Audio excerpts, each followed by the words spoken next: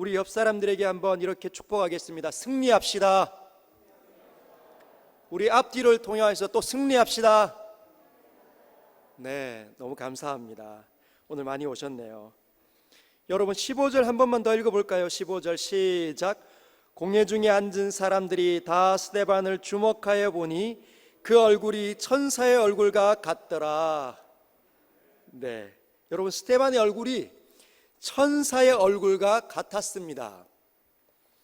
여러분 천사를 보신 적 있습니까? 여러분 천사를 보신 적이 없으시죠? 성경에서 왜 스데반의 얼굴을 가리켜 천사의 얼굴과 같더라 이렇게 표현을 했을까요? 도대체 어떤 모습이었길래, 그의 얼굴이 어땠길래 천사의 모습과 같다고 성경은 기록하고 있을까요? 제가 몇 분에게 한번 질문을 해봤습니다. 천사의 얼굴이 어떤 것 같습니까? 아마 순수한 아이처럼 해맑은 미소를 머금고 있었기 때문에 스데반이 천사의 얼굴과 같다고 표현하지 않았겠습니까? 또 한 분은 해같이 빛나는 영광이 뒷부분에 해같이 빛나는 영광이 있었기 때문에 천사의 모습과 같더라, 천사의 얼굴과 같더라 이렇게 묘사한 건 아닙니까? 여러분 그러면 스데반이 처한 상황이 어떤지 우리가 성경을 통해 한번 들여다보려고 합니다. 우리 8절을 한번 읽어보도록 하겠습니다. 시작. 스데반이 은혜와 권능이 충만하여 큰 기사와 표적을 민간에 행하니. 여러분 8절에 스데반이 이름이 등장하고 있습니다. 근데 이렇게 이야기하고 있죠. 은혜와 권능이 충만하여. 은혜와 권능이 충만한 사람이 누구라고요? 스데반입니다. 베드로가 아니고 요한과 야고보가 아니라 누구였다고요? 스데반. 여러분 이전에는 베드로와 야고보가 은혜와 권능이 충만했다면 지금부터는 누가 등장하고 있다고요? 스데반이 전면에 등장하고 있습니다. 은혜와 권능이 충만한 사람 스데반. 그런데 이 사람이 어떤 일들을 행했냐면 큰 기사와 표적을 민간에 행하니. 여러분 큰 기사는 기적적인 사건이 기사입니다. 기사. 신문 기사가 아니라 기적적인 사건, 기사라고 표현된다는 것이죠. 즉 손을 댔더니 병이 낫는 일. 나사렛 예수의 이름으로 명하노니 귀신아 당장 떠나가라 하면 귀신이 떠나가는 일. 즉 하나님이 함께하고 있는 증거들이 나타나는 표적들이 스데반을 통하여서 나타나고 있었다는 것이지요. 그랬더니 9절에 보면 스데반을 시기하는 무리가 등장합니다. 9절에 이렇게 되어져 있죠. 이른바 자유민들, 즉 구레네인, 여러분 잘 기억하십시오. 구레네인, 알렉산드리아인, 길리기아와 아시아에서 온 사람들의 회당에서 어떤 자들이 일어나, 이 어떤 자들은 9절의 시작은 자유민들이라고 이야기합니다. 그 사람들이 일어나 스데반과 더불어 논쟁할세. 시기하는 무리가 와서 스데반과 논쟁이 붙었는데 이들을 가리켜 자유민들이라고 일컬음 받았습니다. 헬라어 원문은 이렇게 되어져 있습니다. 리베르티노스. 한번 따라할까요?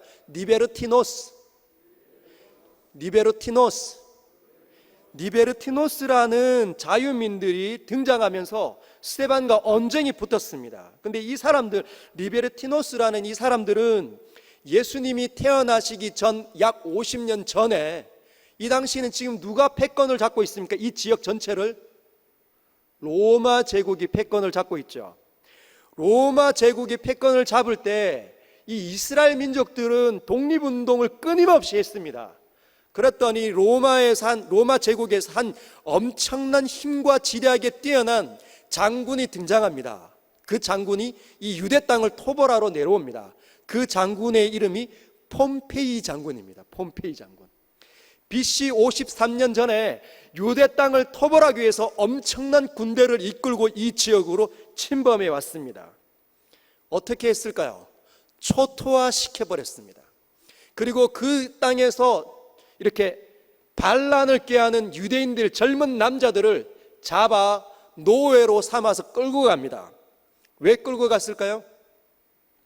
이 폼페이 장군이 유대 땅만 징벌하는 것이 아니라 로마 제국이다 보니 곳곳에서 반란군들이 독립운동을 하려고 하는 이 반란군들이 꽤 많이 일어났습니다. 유대 지역뿐만 아니라 다른 지역까지도, 이집트나 북아프리카 땅에서도, 터키 땅에서도. 그래서 이 폼페이 장군이 유대 땅을 점령하면서 젊은 남정네들을 노예로 삼아서 끌고 다니면서 밥도 짓게 하고 전쟁 물자를 옮기는 짐꾼으로 삼았다는 것이죠. 그런데 한 지역을 이렇게 정복해 나가는 동안에 이 사람들이 이제 걸추장스러워지기 시작하니까 곳곳에서 이 사람들을 떨구면서 노예에서 해방을 시켜버렸습니다. 즉 여러분들이 보면, 여러분 한번 보십시오. 이 지역이, 제가 손짓하는 이 지역이 지중해입니다. 지중해. 여러분들이 보는 이곳이 지중해라면 이스라엘 땅은 지금 이곳입니다. 이게 유대 땅입니다. 그런데 이 지중해 이쪽에 보이는 곳이 유대 땅, 이스라엘 땅이라면 이렇게 이 부분이 이집트, 북이집트의 땅에 알렉산드리아가 위치합니다. 그리고 여러분들이 보는 이 지중해 요 저쪽으로 펼쳐진 곳이 북아프리카 땅입니다. 그 지역이 바로 구레네 땅입니다. 구레네 땅에서도 사람들을 해방시켜줘서 그 사람들이 이 유대 땅에 못 오고 어디에 남았다는 거예요? 구레네에서 정착하기 시작했다는 것이죠. 알렉산드리아에서 자유를 얻은 사람들은 알렉산드리아에서 정착을 하기 시작했고, 길리기아는 이 지중해가 있으면 이 터키로 올라가는 이 관문, 이 지역이 길리기아 성인데, 이 지역에서 나중에는 사도 바울이 여기서 태어납니다. 길리기아 성에 있는 다소라는 도시에서 태어나는 것이죠. 거기에도 자유인민들이 생기기 시작했습니다. 그리고 쭉 터키 쪽으로 쭉 가다 보면은 해변이 나오는데 그 지역이 바로 소아시아, 우리가 익히 잘 아는 에베소, 그리고 버가모, 그리고 또 우리 빌라델피아가 있는 이 아시아 지역이 있고, 그것을 넘어가면 어디입니까? 그리스 땅이 나옵니다. 그리스 땅을 넘어가면 이탈리아, 로마가 나오겠죠. 그래서 지금 보면 여기에서 온 자유민들이 이제 어디로 온 거예요? 로마가 전체로 통일되다 보니까 국경이 없어지기 시작했습니다. 그래서 본토, 자신의 아비들의 고향으로 돌아오기 시작한 것이죠. 그 사람들이 모여서 회당을 하나 건축하고 거기서 말씀을 나누고 하나님을 믿기 시작했습니다. 예수님을 믿는 건 아니었습니다. 그런데 그 지역에서 있었던 사람들이 스데반을 만나면서 논쟁이 붙었습니다. 여러분, 이 자유민들의 언어가 무엇이었을까요? 유대, 즉 이스라엘 땅에 있는 이 히브리어, 유대어를 잘 사용하지 못했을 겁니다. 이 당시에 로마 전역에서 통용되는 언어가 바로 그리스 언어. 그 당시에는 그리스라고 일컬음 받지 않고 헬라라고 이야기했습니다. 그리스 땅을 헬라의 지역이다, 헬라스라고 일컬음 받았죠. 그래서 그리스 언어를 헬라어라고 이야기했습니다. 즉 헬라어들이 편한 사람들이 이 리베로티노스들이었다는 것이죠. 근데 여러분, 스데반 역시 헬라어에 능통한 사람이었습니다. 언쟁이 붙었는데 뭐라고 합니까? 오늘 본문에 보면 10절 보면 스데반이 지혜와 성령으로 말함을 그들이 능히 당해내지 못합니다. 번번이 논리에서 무너지고 말발에서 딸리기 시작하니까 시기와 분노가 치밀어 오르는 것이죠. 도저히 안 되니 어떻게 합니까? 사람들을 삽니다. 돈으로 사람들을 사서 이 스데반을 거짓 모함을 하도록 사람들을 사기 시작합니다. 뭐라고 거짓말을 시키냐면, 이 사람이 모세와 하나님을 모독하는 말을 하는 것을 우리가 들었노라 하게 하고 소동을 벌이기 시작하는 것이죠. 그랬더니 12절에 보면 백성과 장로와 서기관들이 충동됩니다. 이미 사람들이 넘어가기 시작합니다. 그래서 스데반을 잡아가지고 지금 끌고 가고 있습니다. 어디로 끌고 가고 있냐면 공회에 이르러. 여러분, 이 공회는 사내들인 공회, 여러분 잡아가지고 끌고 갈 때 어떻게 끌고 갔을까요? 자, 갑시다. 재판 받읍시다. 이렇게 했을까요? 잡아서 옷이 늘어지도록 이리저리 흔들면서 끌고 가기 시작했을 것입니다. 굉장히 폭력스러운, 이곳저곳에서 잡아먹고 싶어서 으르렁거리며 달려들고 있는 모습. 어떤 장면이 여러분 연상이 되십니까? 3년 전에, 지금 있는 이 사건의 3년 전에 어떤 사건이 있었을까요? 나사렛 예수 그리스도께서 빌라도 법정에서 심판을 받고 유대의 사내들인 공의의 평가를 받아 사형에 처하게 되었습니다. 예수님을 죽이던 장면이 고스란히 3년 만에 재현되고 있습니다. 여러분, 사내들인 공의회는 어떤 곳이냐면 이스라엘 지도자, 유대 지역에 있는 지도자들이 약 70여 명으로 이루어진 집단입니다. 최고의 의결 기구, 재판 기구가 바로 사내들인 공의회, 오늘 말하는 공회가 바로 그 공의회입니다.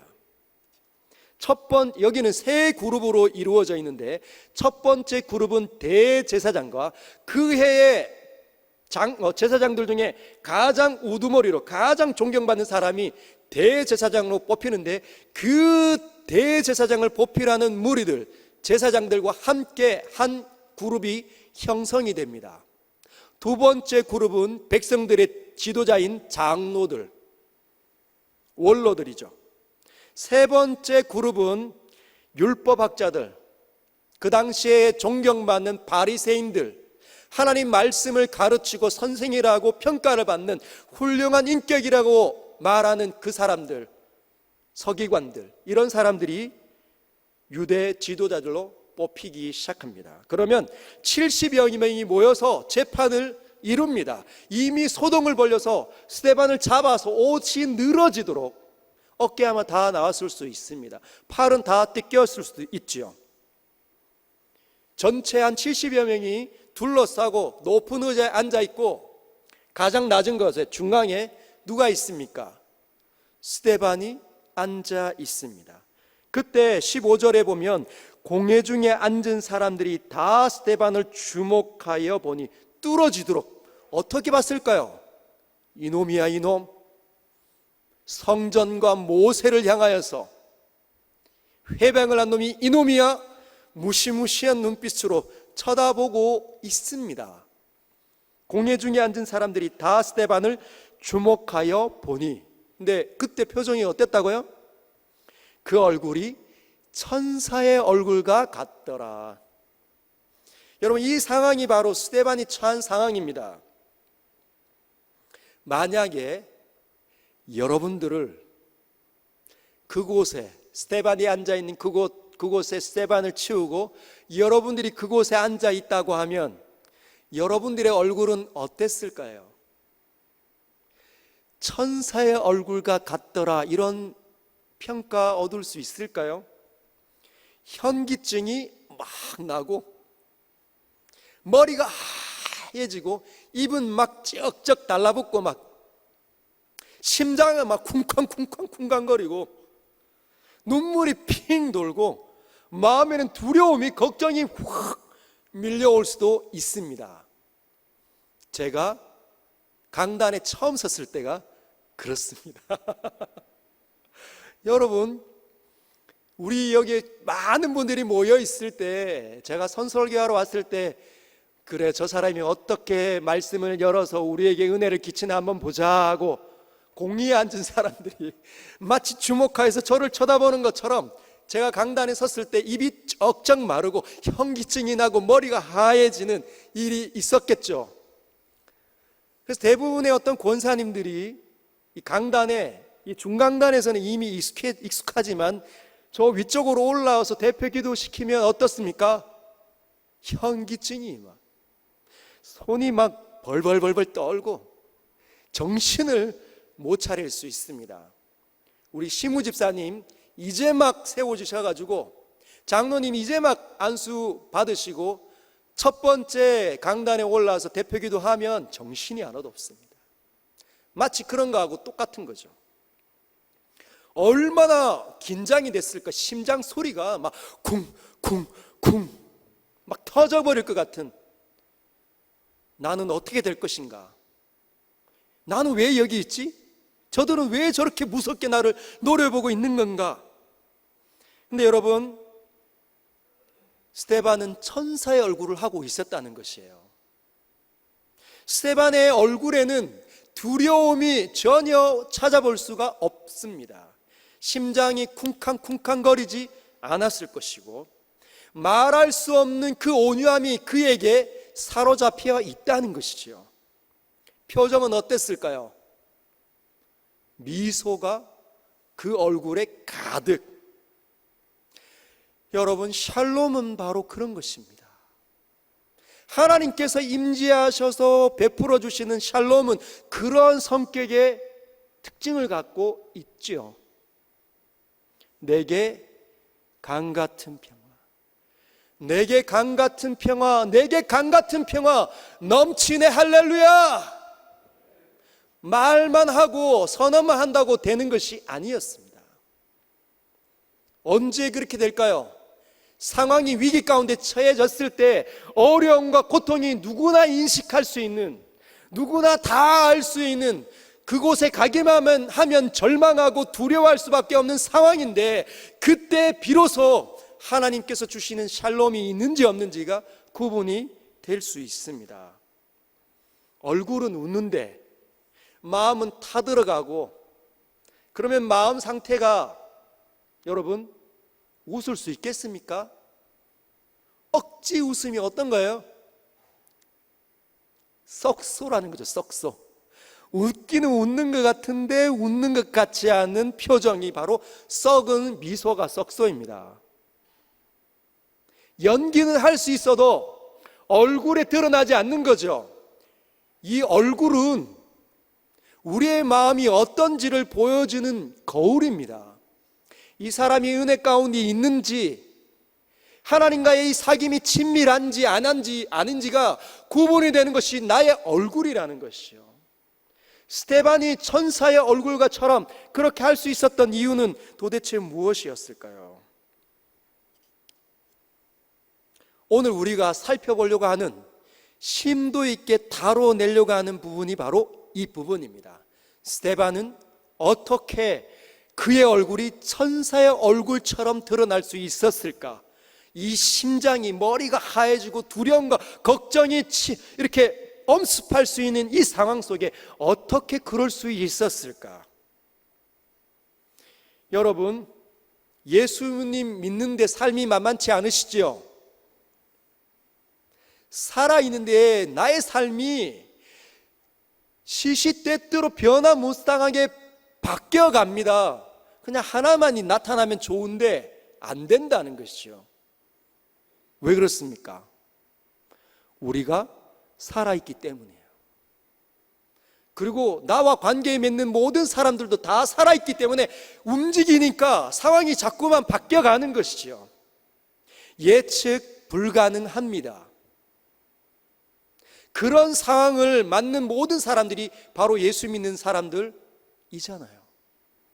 예수님과 함께 살지만 변화무쌍한 상황들이 자꾸만 펼쳐지니까 오늘은 되는 것 같지만 내일은 되지 않을 수 있고 무너질 수 있기 때문에 스데반처럼 얼굴이 천사의 얼굴처럼 되려면 그 비결을 우리가 알아야 합니다. 오늘 밤에 다 발견하시고 돌아가시기를 축복합니다. 그리고 영적인 전투까지 우리는 같이 해야 합니다. 사람만, 상황만 바뀌는 것이 아니라 보이지 않는 마귀 사탄 역시 우리를 여전히 노려보고 있습니다. 사내들인 공예가 스데반을 노려봤던 것처럼 마귀 사탄이 저와 여러분들을 언제든지 노려보고 있고 틈을 찾으려고 애를 쓰고 있습니다. 어쩌면 오늘 이 자리에 나오지 못한, 지난주는 있었는데 이 자리에 나오지 못한 많은 성도들 가운데 몇 분은 시험에 들어서 나오지 못했을 수도 있습니다. 영적인 존재는 굉장히 교활합니다. 하와를 건드려서 생각나게 해서 넘어지게 한 것처럼 우리 역시도 다시 생각나게 하고 돌아보고 의심하도록 만들고 우리의 가장 연약한 부분들을 건드려서 넘어지도록 할 것입니다. 그러려면, 그것과 싸워서 이겨서 승리하시려면 스데반이 가졌던 그 비밀을 우리가 갖추어야 한다는 것이죠. 그러면 왜 스데반은 이렇게 천사의 얼굴처럼 할 수 있었을까요? 오늘 본문에 단서가 있습니다. 10절을 한번 읽어볼까요? 시작.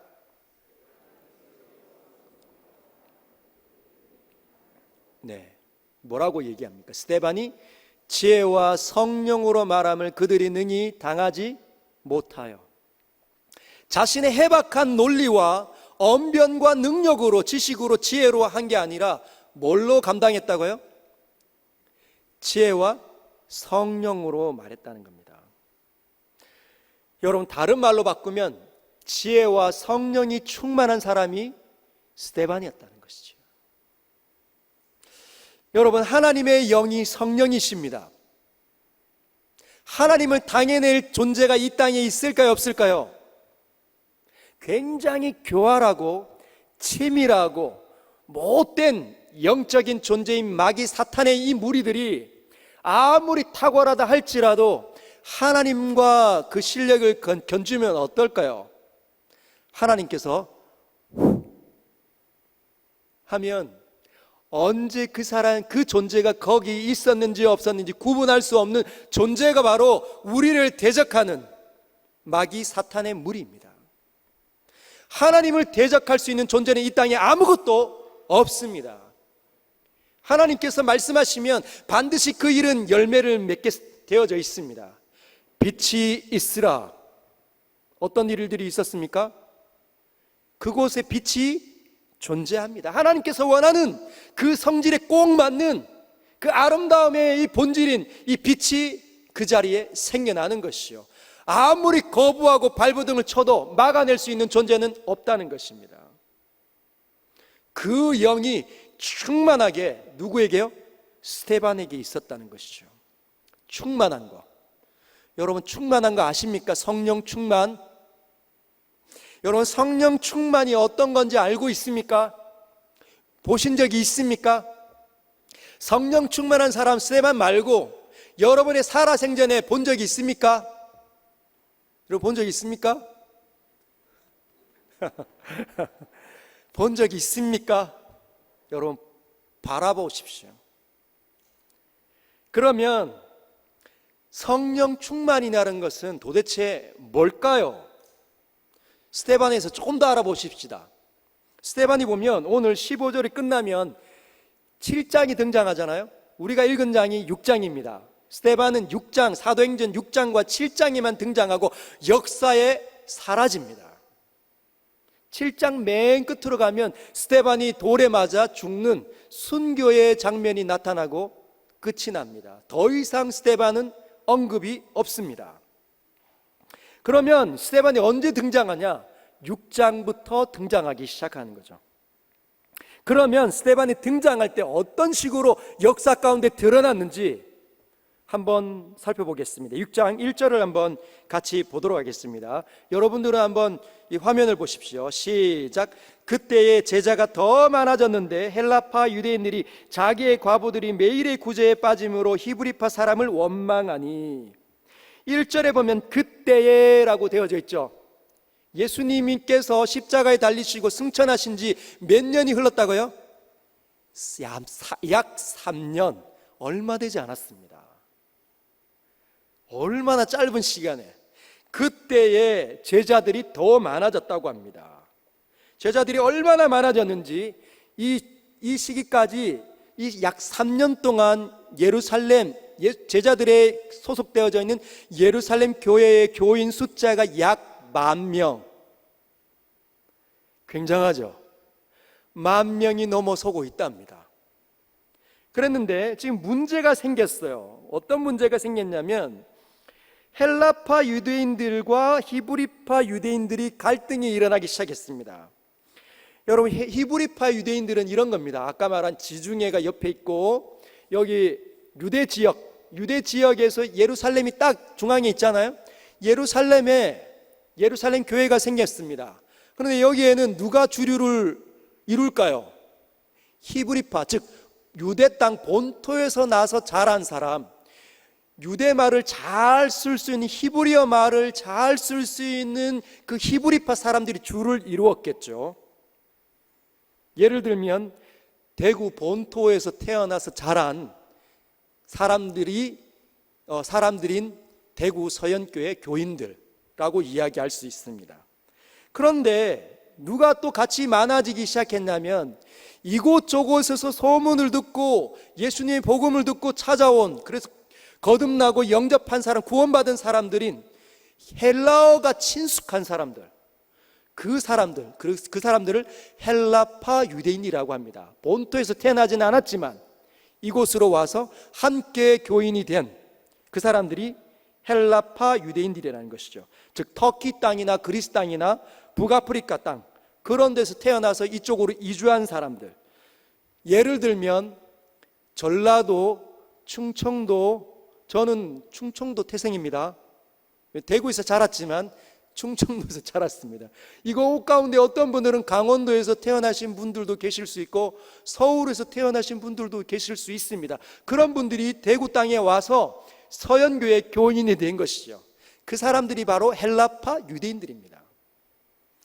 그런데 여러분, 이 초대교회는 구제하는데, 가난한 사람들을 도와주는데 가장 탁월했던, 특화되어져 있었던 교회가 바로 예루살렘 초대교회였습니다.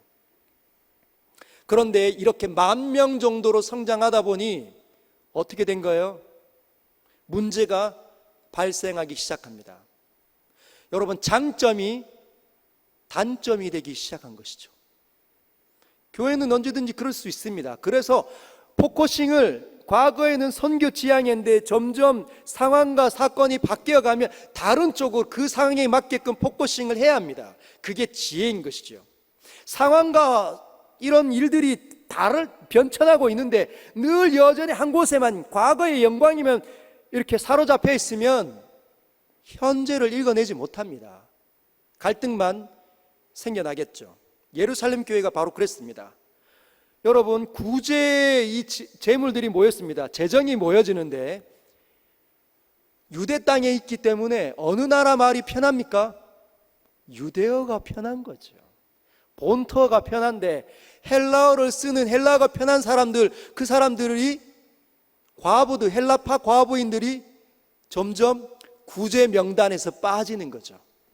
그랬더니 그 과부들이 헬라파 유대인들에게 이야기하는 겁니다. 있지, 우리 지금 구제 명단에서 지금 빠져가지고 어제 굶었어요. 지난주 굶었어요. 도와주세요. 그랬더니 헬라파 유대인들이, 힘 있는 사람들이 가서 따지는 것이죠. 아니, 왜 우리 식구들 자꾸 이렇게 빼는 겁니까? 너무하네. 그러면서 갈등이 생겨나기 시작한 것이죠. 제한된 재정이기 때문에 훨씬 더 사람이 많았던 히브리파 유대인 쪽에 있었던 과부들에게 먼저 우선 집행하기 시작했다는 겁니다. 그래서 원망과 갈등이 생겨난 것이죠. 여러분, 교회는 언제든지 갈등이 있을 수 있습니다. 갈등이 있는 곳이 정상입니다. 살아있기 때문에, 관점이 다르기 때문에, 상황이 다르게 펼쳐지기 때문에 언제든지 다시 조율하는 일이 필요합니다. 그게 교회여야만 된다는 것이죠.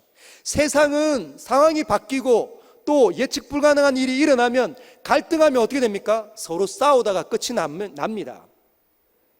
교회도 싸울 수 있고 갈등이 할 수 있죠. 그런데 어떻게 하는 거예요? 서로 조율하기 시작합니다. 왜? 예수 그리스도의 법이 먼저 우선 이렇게 세워져 있기 때문에. 예수님의 계명이 뭡니까? 서로 사랑하라. 내가 너희에게 새 계명을 주노니 서로 사랑하라. 너희가 서로 사랑하면 세상이 너희를 보면서 내 제자인 줄 알 것이다. 근데 싸우고 갈라지고 분열해버리면 그 교회는 절대로 주님이 이 땅에 오셨습니다라는 그 복음을 드러낼 수 없습니다. 자기조차 절제 못하고 통제 못하고 남을 받아낼 수 없는 것이 어떻게 예수 그리스도의 말씀을 따라 살고 있다고 말할 수 있을까요? 못하는 것이지요. 그래서 12사도가 이것을 해결하고 싶었어요. 여러분, 해결하려면 뭐가 필요합니까? 지혜가 필요합니다. 지혜. 상황을 보고 정확하게 진단해내는 원인과 결과가 있는데 무엇이 대안인지 볼 수 있는 눈이 뛰어들어가서 내가 갖고 있는 지식과 경험을 가지고 그 일을 해결해낼 수 있는 능력이 뭐라고요? 지혜입니다. 지혜. 그래서 12사도가 모여서 긴급하게 회의를 합니다. 이 생각을 이야기하고 저 생각을 이야기하고 수도 없이 시간을 보내면서 토의하기 시작했습니다. 우리가 지금 뭐 하고 있나? 주님께서 우리를 보낼 때 우리 사도들에게 맞는 꼭 일들은 말씀을 전하고 기도하는 일인데 지금 수많은 일들을 하다가 그 일을 못하고 있다, 이런 생각이 드는 것이죠. 그래서 대안을 세운 게 사람들을 뽑자 이야기합니다. 우리 3절을 한번 읽어볼까요? 시작. 형제들아, 너희 가운데에서 성령과 지혜가 충만하여 칭찬받는 사람 7을 택하라. 우리가 이 일을 그들에게 맡기고. 여기에서 7을 택했네요. 7이라는 숫자는 굉장히 좋은 숫자 같습니다. 그죠? 제 이름에 7이 있습니다. 여러분, 제 이름의 7은 7자입니다. 놀랍죠? 여러분, 제 이름 잠깐 이야기하면, 제 이름을 저는 어릴 때는 진짜 사랑해 본 적이 없습니다.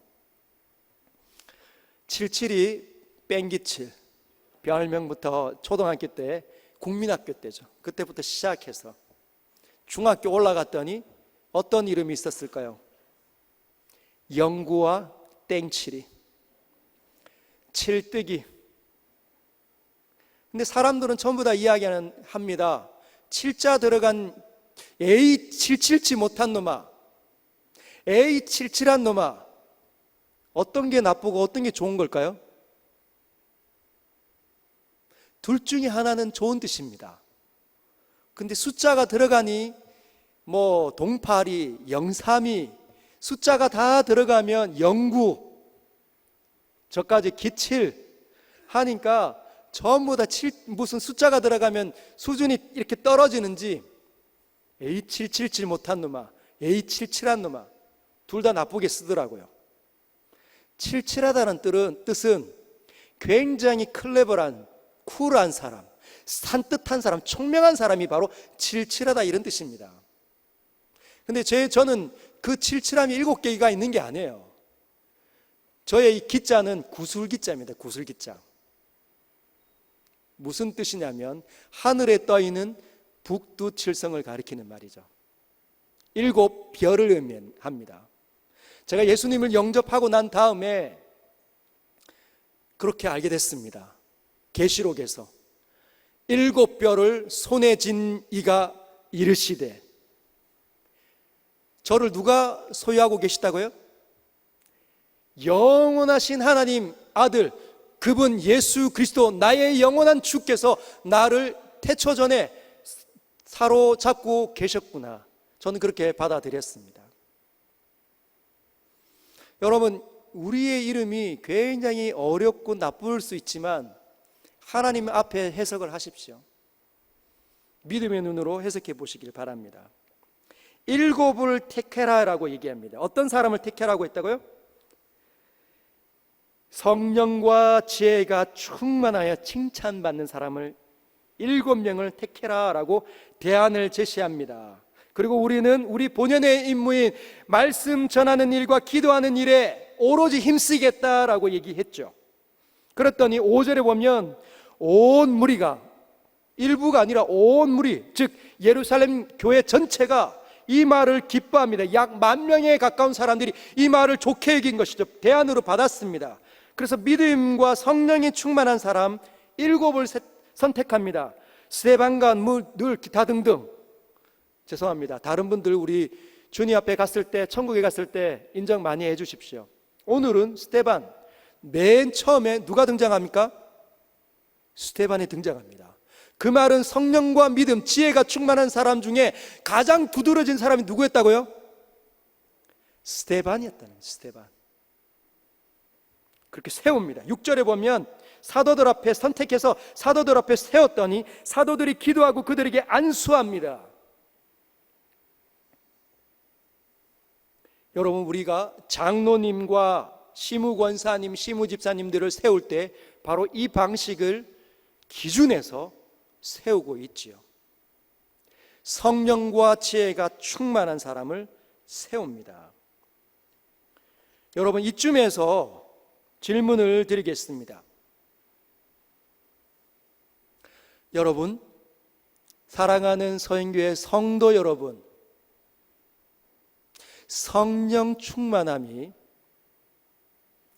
보여지는 것일까요? 보여지지 않는 것일까요? 추상적인 일입니까? 아니면 추상적이지 않고 경험되어지고 누구나 알 수 있도록 임재하는 겁니까? 사도들이 이렇게 제안했죠. 성령과 지혜가 충만한 사람 7을 택해라. 그때 온 무리가 이 말을 받아들여서 어떻게 했다고요? 뭐 투표를 했든지 아니면 뭘 했든지 아름아름 했든지 간에 7명을 선택을 해냈습니다. 성령과 지혜가 충만한 사람 7을 택해라 했을 때 7을 택했다는 말은 성령 충만한 사람들이 눈에 느껴진다는 겁니까? 아니면 안 느껴진다는 겁니까? 느껴지기 때문에 구분해 왔다는 겁니다. 우리는 성령 충만한 사람이 어떤 사람인지 구분할 수 있습니다. 우리는 하나님의 형상으로 된 존재들이기 때문에 번개같이 깨닫습니다. 저 사람이 지금 믿음이 좋은지 나쁜지, 지금 상태가 토부인지 아니면 라인지 나빠졌는지 구분된다는 것이에요. 번개같이 합니다. 우리 어린 자녀들도 알고 있습니다. 어떻게 구분될까요? 그 사람의 표정, 말, 사고방식을 보면 알 수 있다는 것이죠. 표정이 어땠길래 성령 충만하다고 인정이 될까요? 인자하고 따뜻하고 사랑스럽고 늘 웃는 사람. 말은요, 에이 그래 하지 마라 이런 말이 아니라 힘내, 걱정하지 마, 우리 주님이 계시잖아, 할 수 있어, 제가 도와줄게요, 제가 하겠습니다, 저를 시켜주십시오. 억지로 떠밀려서 하는 것이 아니라 제가 해보겠습니다, 할 수 있습니다. 불가능할 텐데, 너는 안 돼, 다윗처럼 너는 안 돼 할 때요, 뭐라고요? 만군의 여호와의 이름으로 나아갈 때 할 수 있다고 생각하는 사람, 하나님의 영으로 충만한 거죠. 사고방식은요, 사고방식은 늘 나를 향하지 않습니다. 타인을 보는 거죠. 누가 소외되고 있는지, 누가 약해지고 있는지, 누가 절망 가운데 떨어지고 있는지 그 사람 눈에 띕니다. 전부 다 끼리끼리 모이려고 할 때 누구의 눈에요? 성령 충만한 사람 눈에 소외되는 사람 보입니다. 그래서 가게 돼요. 옆에 앉습니다. 오늘 무슨 일 있어요? 이렇게 이야기한다는 것이죠. 그랬더니 어떤 사람이 이렇게 저에게 반문할 수 있겠죠. 에이 목사님, 이게 따뜻하고 잘 웃고 인자하고 힘내, 걱정하지 마, 잘 될 수 있어, 늘 다른 사람 도와주려고 하는 사람, 그런 사람 예수님 없어도 있을 수 있잖아요. 전 많이 봤어요. 이렇게 이야기할 수 있지 않습니까? 그럼 뭐라고 대답을 해야 할까요? 과연 그럴까요? 예수님 없이 그래 보이는 사람이 있을 수는 있습니다. 간혹 있어 보입니다. 그러나 간혹 그래 보여도 일시적이고 제한적일 뿐이라는 것이죠. 제가 무슨 말 했을까요? 자기 능력치만큼 할 수 있다는 겁니다. 자기의 힘과 교육에 의해서 능력치가 있으면 웃어줄 수 있고 따뜻한 말 할 수 있고 감싸줄 수 있고 내가 해보겠습니다라고 말할 수 있습니다. 그러나 자기의 능력치가 넘어서는 일들이 주어지거나 상황이 펼쳐지면 어떻게 하는 거죠? 입 다뭅니다. 대부분은 못합니다. 안 합니다. 내가 왜 어려워지기 시작하면 그 벌써 어두워지는 거예요. 여러분 모래시계 혹시 기억나십니까? 과거에 그냥 시청률 어마어마하게 있었던 모래시계, 카리스마 엄청 있었던 한 인물 있잖아요. 누굽니까? 최민수 카리스마 엄청난 이 사람이 죽을 때 사형장에서 이렇게 이제 사형 집행이 앞두고 있을 때 어떻게 합니까? 연기지만 사시나무 떨듯이 하면서 뭐라고 합니까? 유명한 말 남겼죠. 나 지금 떨고 있니? 카리스마 엄청 있고 모든 것을 해낼 수 있는 사람처럼 여겨도 그가 너무너무 두려워하는 일을 만나면 못합니다. 그런데 성령 충만은 내 능력으로 하는 것이 아닙니다. 내 힘만큼 내 능력치만큼 하려고 하다가는 다 낭패를 보겠지요. 성령 충만은 하나님의 능력으로 하는 것입니다. 하나님의 영에 의해서 날마다 그분과의 사귐이 있기 때문에 해낼 수 있는 것이죠. 성령은 하나님의 영입니다. 그래서 전능하신 영이라 일컬음을 받습니다. 위대하시고 그 아름다움이 끝이 없는, 그분을 인정하고 그분을 높이고 그분을 사랑하기만 하면 물 붓듯이 쏟아져 내려오는 주님 한 분만으로 나는 만족해. 주님 한 분만으로 나는 만족해. 나의 모든 것 대신 주님 찬양해. 나의 영원한 생명 되신 예수님 목소리 높여 찬양해. 이렇게 찬양은 불렀지만 그가 진짜 하나님과의 사귐이 충만하지 않으면 문 열고 나가면서 한숨 쉽니다. 왜? 내 상황은 여전히 똑같으니까. 안 달라져 있기 때문에. 하나님과 이어져 있는 것처럼 찬양을 불렀지만 안 된다는 것이죠. 자기 얼굴이 바로 그 증거입니다. 입에서 나오는 모든 저주스러운 불평과 원망들이 바로 그 증거라는 것이죠. 남과 타협할 줄 모르고 늘 자기 독단적이면 그 사람은 성령에 충만한 사람이 아닙니다. 지혜가 없는 것이죠. 여러분, 하나님의 영, 모든 것들을 다스릴 수 있는 그 하나님의 영께서 임재하시면 두려움이 몰아져 나갑니다. 두려움이 사라집니다. 왜냐하면 문제보다 더 크신 분이 하나님이시기 때문에. 여러분, 시편 27편 4절이 바로 내가 주의 성소에서 하나님의 아름다움을 바라보겠노라 이랬잖아요. 1절이 어떤 내용이었습니까? 기억나십니까? 1절 한번 같이 읽어볼까요? 우리 믿음의 고백으로 한번 읽도록 하겠습니다. 시작. 여호와는 나의 빛이요 나의 구원이시니 내가 누구를 두려워하리요. 여호와는 내 생명의 능력이시니 내가 누구를 무서워하리요. 할렐루야. 이렇게 고백할 수 있는 사람은 다윗이 늘 여호와를 바라보는 것이 그의 일생의 소원이었기 때문입니다. 두려움이 사라지면 어떻게 됩니까? 마음이 차분해지는 거죠. 마음의 샬롬이 쫙 임합니다. 여러분, 이 호수가 막 널뛰면 뭐라고요? 그건 샬롬이 아닙니다. 속이 시끄러운 거죠. 아, 속 시끄럽다. 속에 천불 난다. 이런 상황이죠. 그런데 이 호수가 잔잔하면 그때 내게 강 같은 평화, 이렇게 이야기하는 거거든요. 그게 샬롬입니다. 차분하면 보입니다. 그때 비로소 원인이 뭔지, 내가 지금 뭘 잘못하고 있는지, 무엇이 대안인지 그때 비로소 보이는 것이죠. 나는 이제 어떤 일을 해야 되겠구나. 그래서 지혜가 번뜩 일어나는 겁니다. 하나님께서 나를 차분하게 통제하시기 때문에, 그래서 상황이 정리가 되는 것이죠. 여러분, 교통사고 났을 때 누가 이깁니까? 목소리 큰 사람. 목소리 큰 사람이 막 이기는 것 같지만 아닙니다. 목소리가 컸다는 것은 이미 진 것이에요.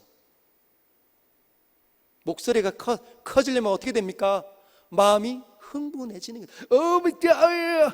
무슨 말 하는지도 모릅니다. 막 성질만 내는 거죠. 막 그냥 막 던지고 버리고 욕만 나오고. 진단이 파악이 제대로 되지 않아요. 그 수준이, 사람의 수준이 격화된 겁니다. 짐승의 수준으로 떨어진 것이죠. 으르렁거리는 사람. 오늘 스테반을 잡아먹으려고 들었던 사람들 같은, 사람의 지위를 잃어버리면 흥분하는 겁니다. 부부싸움 하면서 흥분하는 사람 벌써 짐승으로 전락하고 있는 거예요. 지혜를 찾아볼 수가 없습니다. 다 망칩니다. 본인이 다 망치고 있는 거 알면서도 어떻게 통제가 안 되는 것, 여러분 경험해 보셨죠? 내가 지금 이쯤에서 멈추면 끝날 텐데 안 합니다. 저 사람이 안 하니까 나도 안 하는 거죠. 같이 그냥 불을 막 지르고 있는 거 똑같습니다. 그래서 성령 충만이 필요합니다. 성령 충만해지면 지혜로움은 항상 뒤따라오게 되어져 있다는 것이죠. 할렐루야. 여러분들에게 성령이 충만해지는 역사가 일어나기를 원합니다. 이 밤에 그 역사가 일어나기를 원합니다. 그래서 교회가 갈등이 일어났을 때 성령 충만한 사람들이 아따투어 일어나서 그 문제를 해결해 낼 수 있습니다.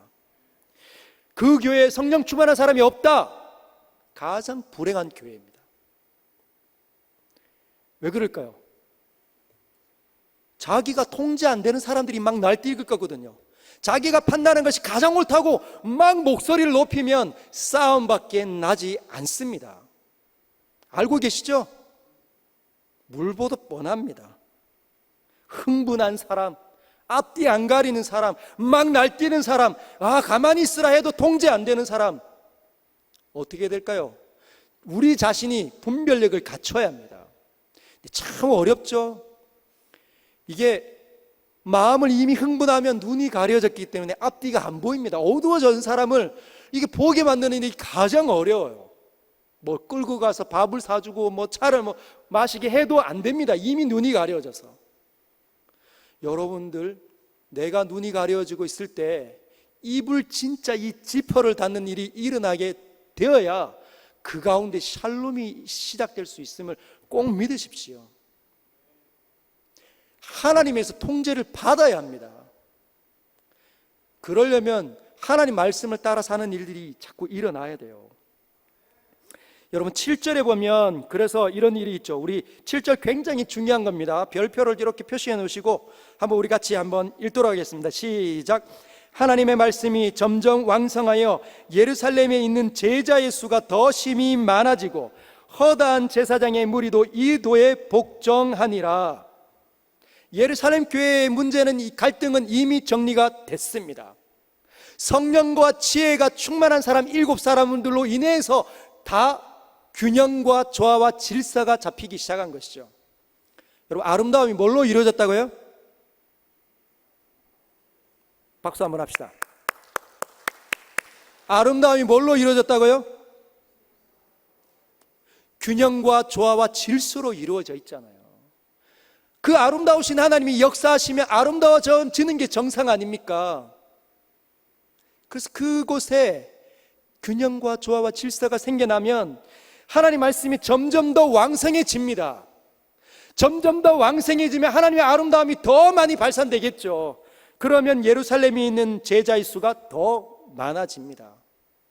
우리 서연교회 하나님 말씀이 점점 더 왕성해지기 시작하면 어떤 일이 일어난다고요? 대구에 있는 제자의 수가 더 심히 많아지고 허다한 제사장의 무리도 이 도에 복종하니라. 널뛰었던 사람, 그 도에 거부했던 사람, 방황했던 사람, 이 모든 사람들이 다시 끌려오기 시작할 것입니다. 우리 교회가 하나님의 말씀으로 충만해지는 일이 일어나기를 원합니다. 그러면 스데반은 어떻게 성령 충만할 수 있었을까요? 비결이 뭡니까? 비결. 그가 성령과 지혜가 충만해질 수 있었던 비결이 뭘까요? 오늘 이제 7장을 보면 여러분들 집에 가서 꼭 읽어보십시오. 사도행전 7장은 스데반의 설교가 기록되어져 있는 한 장 전체, 바울의 설교보다도 훨씬 길게 전체에 기록이 된 것이 바로 스데반의 설교입니다. 그리고 역사학자들은 가장 빛나는 설교를 스데반의 설교로 칩니다. 이 설교를 잘 뜯어보면 스데반이 구약 성경에 능통하고 있음을 볼 수 있습니다. 구약 성경에 능통하다 보니까 그곳에 곳곳에 있는 것들을 끌고 와서 교회와 예수 그리스도에 관해서 적용을 시키는데 매우 탁월하고 있음을 알 수 있습니다. 그러면 뭔가 이제 감이 오십니까? 성령 충만은 하나님의 말씀에 사로잡힐 때 일어나는 것입니다.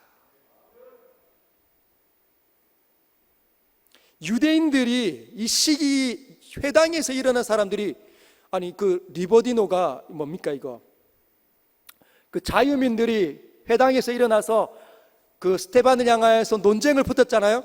근데 이 사람들이 회당 출신이라는 거예요.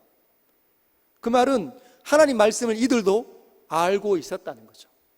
근데 엉터리로 알면 으르렁거리고 시기와 질투에 사로잡힐 수 있고 하나님 나라를 망칠 수 있는 사단의 놀이개로 전락될 수 있음을 봅니다.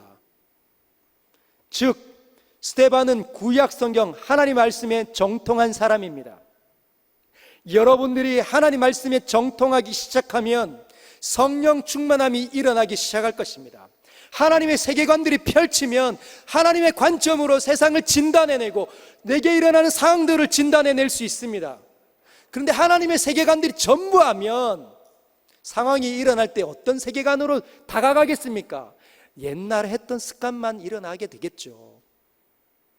그럼 일을 망칩니다. 내 생각과 내 판단으로 하면 이 지난주에 우리가 살펴본 것처럼 아담과 하와가 하나님처럼 될까 하면서 하나님을 등지는 순간 자기의 힘과 자기의 판단으로밖에 할 수 없으면 모든 것들을 망치는 일이 일어나게 되는 거죠.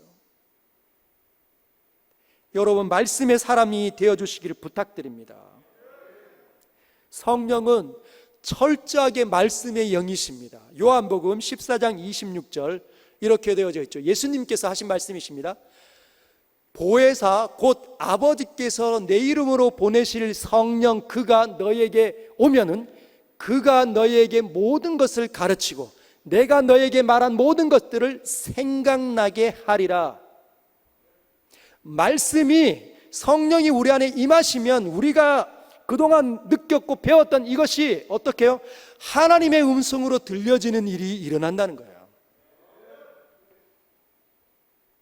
여러분들 다 예수 그리스도 영접하셨죠? 그러면 성령이 이미 있지 않습니까? 성령께서 자신의 모든 능력들을 발휘할 수 있도록 하나님 말씀을 집중하시고 가까이 하시고 읽어내시고 그 속에서 하나님의 세계관들을, 하나님의 나라의 비밀들을 깨달아 보시기를 부탁드립니다. 그러면 그럴수록 여러분들은 하나님의 영에 사로잡히게 되고 여러분들을 당해낼 수 있는 존재가 이 땅에 아무것도 없게 될 것입니다. 네, 만약에 우리가 성령 충만하지 않고 있다, 늘 뭐 하면은 자꾸 내 생각대로 되고 어둡고 안 될 것 같고 낙심하고 뭔가가 자꾸 불평하고 누군가 하면 조율도 안 되고 싸우는 것 같고 이런 일들이 자꾸 일어난다. 내가 가기만 하면 자꾸 깨어지는 것 같다. 그 사람은 말씀의 사람이 아니라는 증거라는 거예요.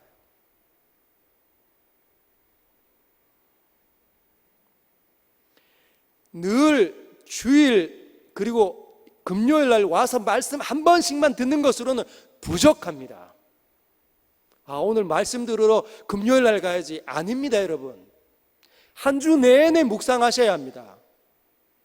말씀에 사로잡혀야 합니다. 하나님 말씀으로 달려가는 일을 해야 합니다. 그래야 여기서 이 성령께서 여러분들에게 하나님의 음성으로 생각나도록 모든 상황 속에서 이끌어 가실 거거든요. 이곳에서는 우리가 서연교회로 단체로 공동으로 모여가지고 말씀 듣고 이 말씀에 입각해서 하나님을 의지하며 세상을 흔드는 하나님께 기도하는 일을 하기 위해서 오늘 모이는 거예요. 주일날과 오늘밖에 없다. 정말 위태위태합니다. 근데 오늘도 안 나온다. 주일도 안 나온다. 그런 사람은 대다수가 다 방황하고 있겠죠. 아니면 누군가 늘 싸우면 숨어버리든지 하나님 없다 말하든지 그렇게 할 것입니다. 여러분 승리하십시오. 우리가 처음에 서로 앞뒤 좌우에게 뭐라고 얘기했습니까? 승리합시다. 할렐루야. 승리하십시다. 서연교회는 승리할 줄 믿습니다. 기도하겠습니다.